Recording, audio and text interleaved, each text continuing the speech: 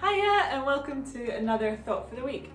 I'm Becca and this is Kate and we're from Sutton Schoolswork. And this week we're going to be talking about the subject of hope. So let's get started. So I don't know about you, but when the clocks change, everything seems to get darker, more gloomy, and you wake up and go to school and it's dark. And then you finish the school day, you get home and it's dark again. That's even before the winter weather hits us. And sometimes at this time of year, it can make us feel a little bit rubbish. Maybe makes us feel low, and sometimes makes us feel less motivated. So sometimes in the winter, when everything does seem really dark and a bit gloomy, it feels like it's never going to end. But actually, in reality, what we do know is that spring is gonna come. Spring is that time when everyone feels a little bit happier, brighter, and in general, it's just so much lighter everywhere. And it is gonna come, even if it does feel ages away. It's like that bit in a movie where you see the bad guys and they're actually beginning to take over.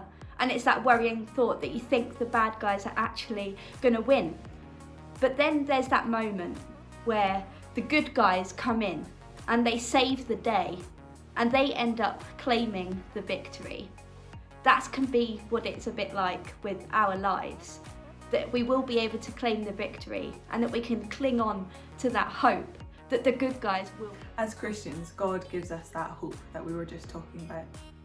In the book of Psalms it says this: "Weeping may last through the night, but joy comes in the morning." Even when things look awful and dark and horrible, there is going to be joy in the morning. But the Bible goes way deeper than just a movie plot. You see, it promises us what the ending's going to be.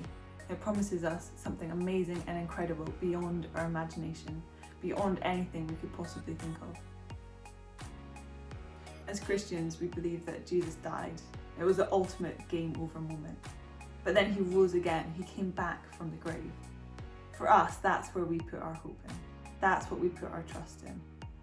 Even when things look dire, we know that because Jesus came back from the dead, that actually we can still have hope. There can still be a future.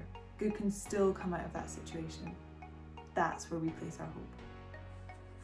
So our challenge for you this week is to think about, who do you put your hope in? Spend some time thinking this week who that person might be. Yeah, focus on that. Focus on the thing that you have hope in. Let that be a light to you during these difficult times.